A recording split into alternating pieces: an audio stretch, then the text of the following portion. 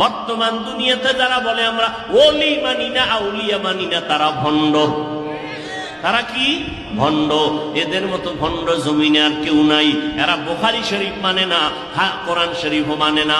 যারা বলে আমরা ওলি মানি না, তারা বুখারী শরীফ মানে না। যারা বলে আমরা আউলিয়া মানি না, তারা কোরআন শরীফ মানে না।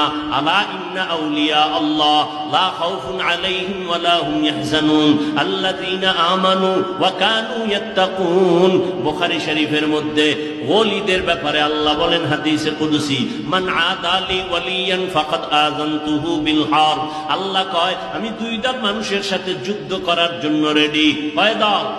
এক দলের কথা কোরআনে, আর এক দলের কথা বুখারী শরীফে। কোরআনে বর্ণিত দল হলো সূরা বাকারা 275 নম্বর আয়াত, ইয়া আইয়ুহাল্লাযীনা আমানুত্তাকুল্লাহ ওয়া যারু মা বাকিয়া মিনার রিবা ইন কুনতুম মুমিনিন। যারা সুদের সাথে জড়িত এদের সাথে আল্লাহ যুদ্ধ করার জন্য তৈয়ার। বুখারী শরীফে আল্লাহ ওই দ্বিতীয় দলের কথা বলেন, যারা ওলিয়া উলিয়ার সাথে বেয়াদবি করবে, দুশমনি করবে। আল্লাহ কয় নবী জানায় দেন আমি তাদের সাথে যুদ্ধ করার জন্য তৈয়ার। সুদখোর যারা, এদের সাথে আল্লাহ যুদ্ধ করবেন। ওলিয়া উলিয়া যারা মানে না, আল্লাহ বুখারীতে বর্ণনা করতেছেন আমি তাদের সাথে যুদ্ধ করব। এই জন্য বললাম যারা ওলিয়া